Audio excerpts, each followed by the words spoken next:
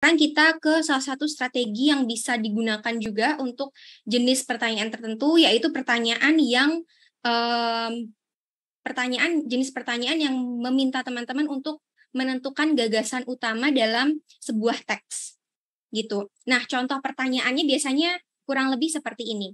Misalnya, what is the topic of the passage? Atau what is the subject of the passage? What is the main idea of the passage? What is the author's main point of the passage?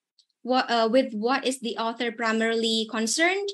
Dan which of this following would be the best title? Jadi di sini ada beberapa bisa dibilang semacam keywords yang biasa digunakan untuk contoh pertanyaan ini. Ada topik, subject, ada main idea juga, main point, ada primarily concerned, dan ada the best title.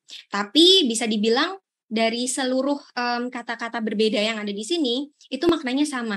Maknanya yaitu si pembuat soal ini atau jenis pertanyaan ini tuh minta kita untuk mencari gagasan utama dari teks tersebut. Atau kalau dari paragraf, berarti dari paragraf tersebut. Gitu. Nah, untuk mencari jawabannya, itu untuk mencari jawaban jenis pertanyaan gagasan utama ini, itu sebetulnya kita nggak perlu baca keseluruhan paragrafnya atau keseluruhan teksnya. Kita cukup baca kalimat pertama dan atau kalimat terakhir dari setiap paragraf. Karena biasanya gagasan utama itu terletak di kalimat pertama dan atau kalimat terakhir dalam sebuah paragraf. Jadi kalimat pertama itu gagasan utamanya, dan kalimat terakhir itu biasanya kesimpulannya. Jadi bisa dibilang cukup dari 2 kalimat itu saja, kita sudah bisa tahu apa sih si paragraf ini tuh ngomongin tentang apa gitu.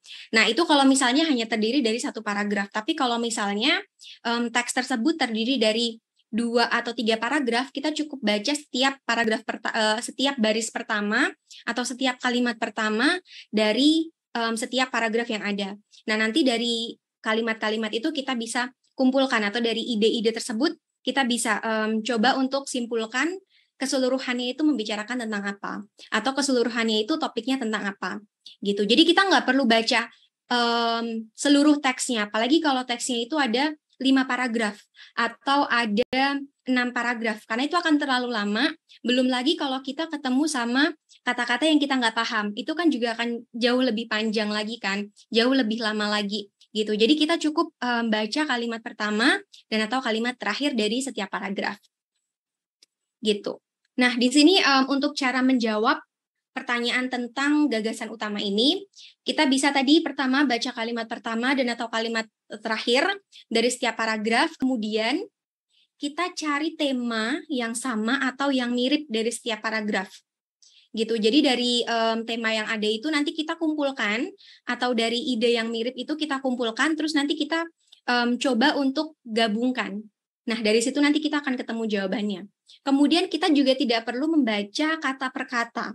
Jadi cukup dipahami secara keseluruhan, dan yang terakhir kita bisa eliminasi pilihan jawaban yang kurang sesuai, sehingga kita punya jawaban yang paling sesuai. Gitu. Nah, biasanya pengecoh di pilihan gandanya atau di pilihan jawabannya itu adalah gagasan atau ide, tapi hanya dari 1 paragraf aja. Gitu. Misalnya dari 1 passage itu atau dari teks itu terdiri dari 4 paragraf. Nah, nanti salah satu pengecohnya adalah gagasan utama yang diambil dari 1 paragraf aja. Jadi misalnya dari paragraf 1 atau cukup dari paragraf 2 gitu aja. Jadi bukan gagasan utama dari keseluruhan teks yang ada. Gitu. Oke. Nah, di sini aku ada contoh soalnya. Kalau teman-teman mau coba kerjakan, boleh di-pause dulu videonya, jadi bisa coba baca pertanyaan ini, coba baca teksnya, dan juga coba baca pertanyaannya, dan coba pilih jawabannya dari A sampai D, kira-kira yang mana. Oke. Jadi, jawaban untuk contoh soal ini, yang betul atau yang paling tepat adalah yang B, the Federal Gold Depository. Kenapa? Karena tadi pertama kita baca kalimat pertamanya dulu, Fort Knox, Kentucky is the site of a US Army post, but it is even more renowned for the Fort Knox Bullion Depository, the massive vault that contains bla bla bla bla. Nah, dari sini sebetulnya fokus utamanya itu lebih ke Federal Gold Depository-nya. Jadi lebih ke poin utamanya adalah si depositorinya ini, bukan ke the city of Fort Knox, Kentucky.